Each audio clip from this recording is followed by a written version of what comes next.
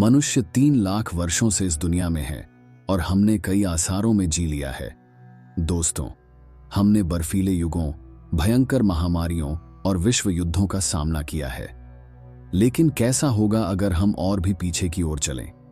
क्या होगा 400 मिलियन वर्षों पहले, जब हमारे समुद्रों में खतरनाक मरीन जीव राज कर रहे थे और पृथ्वी पर जीवित जीव प्रैक्टिकली अभाव में थे।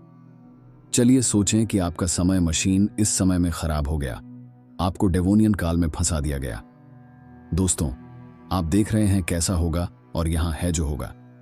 अच्छा हुआ कि आपका समय मशीन आपको स्थल पर ही रोक देती है। दोस्तों, इस समय पृथ्वी का 85% भाग समुद्र से भरा हुआ था। सिर्फ 2 सुपर कॉन्टिनेंट्स थे 600 मिलियन वर्षों पहले।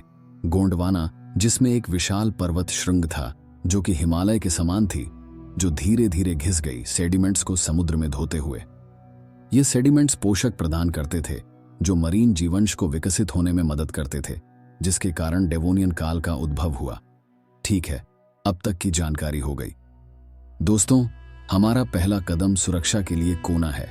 शुरुआत डेवोनियन काल में पेड़ और पौधों का विकास नहीं हुआ था, लेकिन वहां बहुत सारे कई थे। जमीन सुनसान थी, मंगल की तरह, और पानी से घिरा हुआ था। आपको थोड़ा कुशलता से शरण बनाना पड़ेगा। अगर मनुष्य इस अवधि में विकसित होते तो उनकी कई संभावनाएं हैं कि वे नंगे होते, बहुत कम वस्तुओं से कपड़ा बनाने के लिए, या शायद वे एक नया फैशन लाइन विकसित करते जिसमें मॉस, सीशेल्स और फिश बोन्स शामिल होते हैं। उवलाला, कैसा लग रहा है डेवोनियन शिक? मछली पकड़ने की बात करते हैं दोस्तों। आपको मछली पकड़ने में बहुत सावधानी रखनी होगी। कई डरावने समुद्री जीव आपको खाने को तैयार होंगे, जैसे कि प्लैकोडर्म्स, एक किस्म के आर्मर्ड मछली जिनके बड़े टिके हुए दांत होते हैं जो आपको आसानी से छोटा बना सकते थे। डेवोनियन काल में प्लैकोडर्म्स एपेक्स प्रेडेटर थे और ये 10 मीटर तक बढ़ सकते थे। चलिए मान लेते हैं कि आप भाग्यशाली हैं और आपने किसी मछली को पकड़ लिया बिना खुद खाए गए होने के। उसे कैसे पकाने वाले हैं? बिना पेड़ों के फ्यूल के। आपको कुछ बहुत सुखदा मॉस ढूंढना होगा और कुछ पत्थर एक दूसरे को रगड़ना होगा। दोस्तों, भाग्यशाली हुआ कि मौसम काफी गर्म था।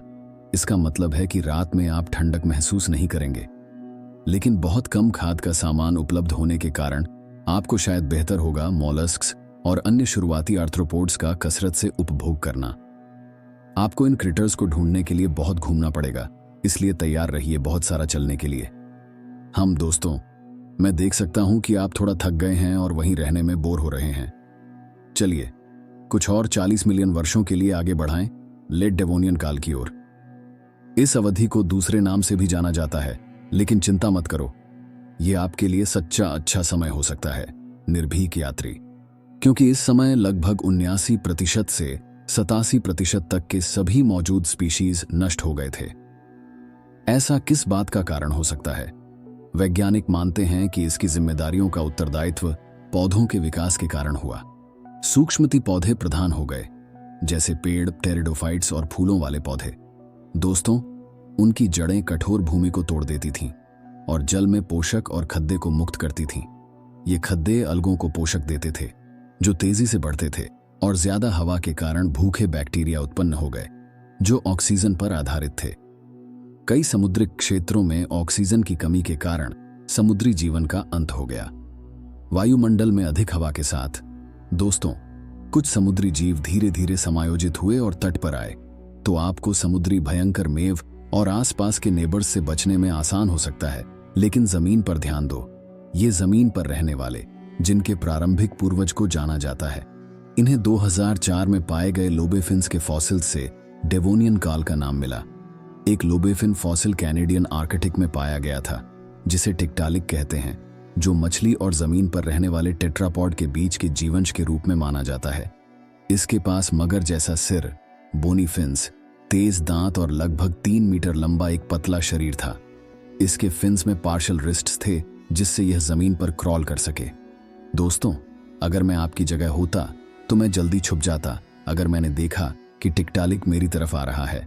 दूसरे प्रमुख जीव थे कार्टिलेजन्स फिश, जिनकी हड्डियों को आपने सही समझा, कार्टिलेज से ढंका गया था। ये हैं ही शार्क्स, और रेज के पूर्वज।